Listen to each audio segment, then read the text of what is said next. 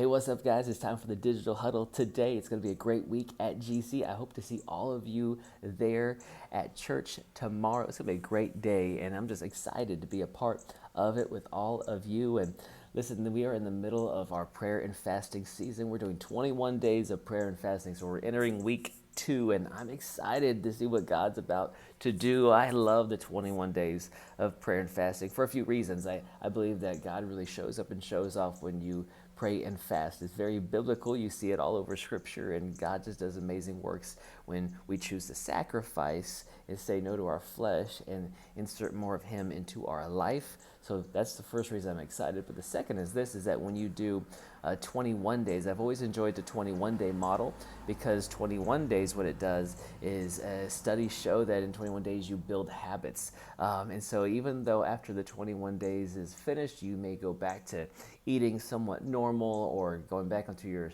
social media or whatever it is that you're fasting, my hope is that at the end of the 21 days, some of those things, some of those habits that you put in place of spending more time with God stay and stick with us, because those things are still so important. And so I'm excited to see what God does after the 21 days. And this is a great time for us to be fasting and praying, because at the end of this week, we have our Freedom Conference, and so many people are going through Freedom semester, and they're going into the conference this weekend. And we've always seen God move in such just wild ways in people's lives through this conference, and I'm excited. This conference is actually, we have more people signed up for this conference than we did last semester. So God is doing something. Is He moving? And I just know it's going to be a really special weekend. So be praying, be fasting.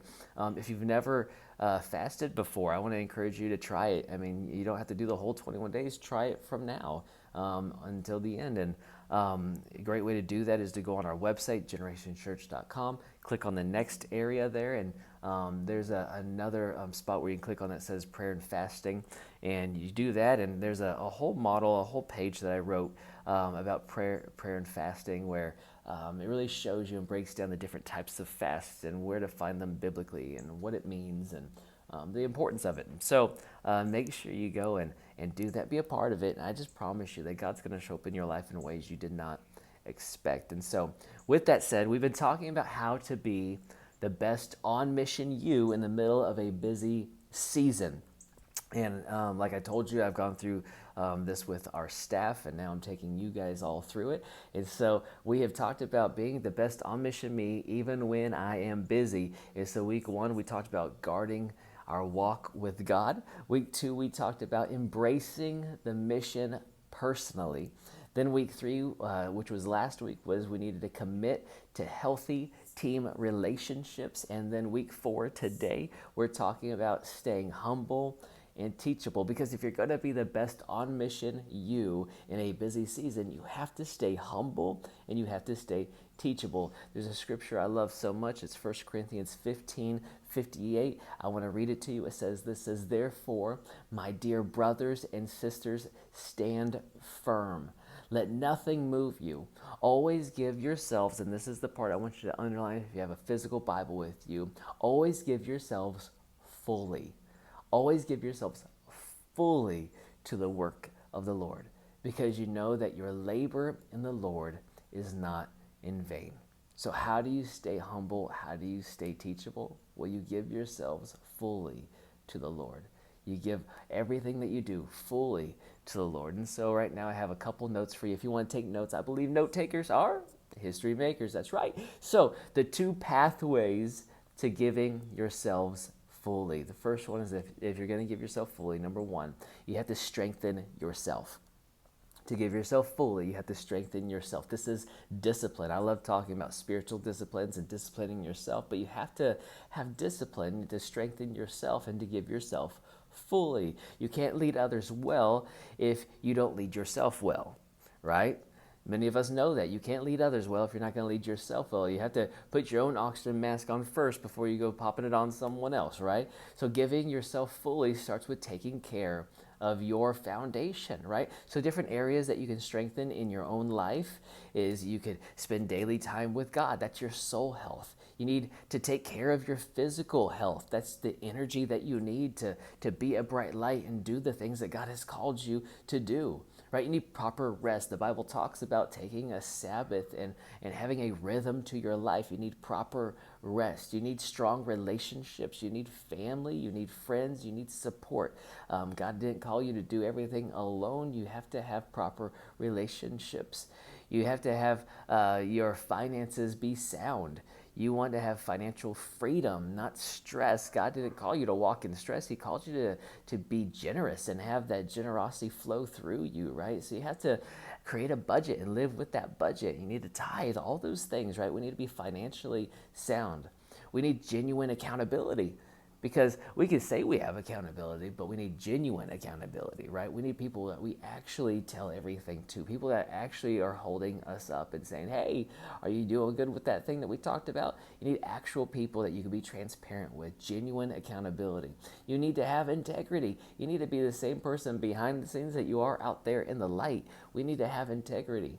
And those are the ways that we can give ourselves fully to God when we're in the middle of these busy seasons. We need to give ourselves fully, and that's how we do so. We keep these areas strong. We discipline ourselves in these areas.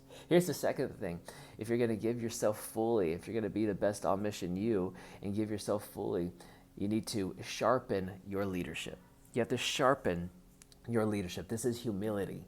Sharpening your leadership is humility. Discipline strengthens you, but humility sharpens you. Do you hear me? What we just talked about, the discipline, that strengthens you, and you need that, but you also need humility because that sharpens you. The best leaders are always teachable. They're always willing to grow. They're always willing to adjust. They're always willing to learn. So one thing that I've learned in my life that I want you to make sure you're doing in your life is we need to seek out regular coaching. There should be people speaking into your life that are ahead of you, that are already modeling what you want to be, and the person, the dad I want to be, and the husband I want to be, and the pastor I want to be. I have people in my life that model that are coaching me, that are speaking into my life, that I'm calling regularly and speaking, and having them speak into my life. I have to study my skill set, right? I have to be a student of my role. I have to read and listen to podcasts and watch videos. I need to be a student of my skill set. Whatever it is that you're doing, a way to sharpen, to be humble is to constantly be learning, right? So be actively trying to seek and learn how to do what you do even better. Again, that goes back to being a husband and a father as well. Be reading and studying how to do those things even better. Get ideas from other people and learn from other people.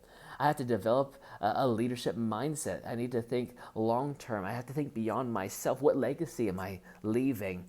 Those are all ways for me to stay humble. And so we read that scripture, 1 Corinthians 15:58, where it says, always give yourselves fully to the work of the Lord, because you know that your labor is in the Lord is not in vain. Here's the thing, is that I believe that if we're going to truly be the best on mission us in the middle of a busy season, we have to give ourselves fully to the Lord in everything that we do, right? No matter what that is, whether it is parenting, whether it is in our marriage with our spouse, at work, whether we're serving, all the different areas of our life, we have to give ourselves fully to the work of the Lord. And when we do that, we have to stay humble. We have to stay teachable. We have to continue to grow. And I believe God will continue to use us. And so listen, I love you guys. I can't wait to see you tomorrow. It's going to be a great day at church as we continue this series on next and looking at all the things that God has next for GC, but also all the things that God has next for you. And so anyways, I'll see you guys tomorrow. I love you. Bye.